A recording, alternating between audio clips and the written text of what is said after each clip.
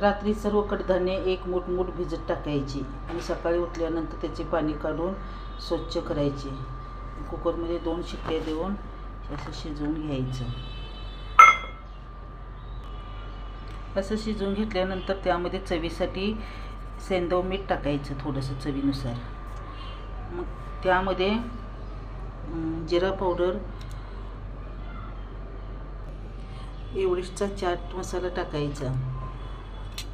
नंतर काळी मिरी पावडर टाकायची, कोथिंबीर घालायची, टमॅटो कापून, कांदा अर्धा, काकडी, हे सर्व मिक्स याच्यामध्ये टाकायचं. म्हणजे कडधान्ये शिजवलेत ना त्यामध्ये टाकायचं. सर्व मिक्स करायचं. त्यामध्ये हा लिंबू थोडा पिळून टाकायचा.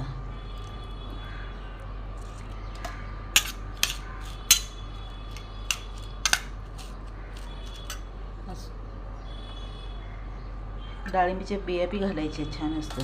त्यामुळे काय होतं, शुगर नॉर्मल होते. जर रोज खाऊन जर कंटाळा येत असेल तर 2 दिवस इडली डोसा खायचा, पण पोहे आणि रवा खायचं नाही. पोहे आणि रवा खाल्ल्यानंतर शुगर वाढते, त्यासाठी पोहे रवा खाऊ नये. हे असं सर्व मिक्स केलेलं कडधान्य खायचं, शुगर नॉर्मल राहते. आणि ज्यूस प्यायचा.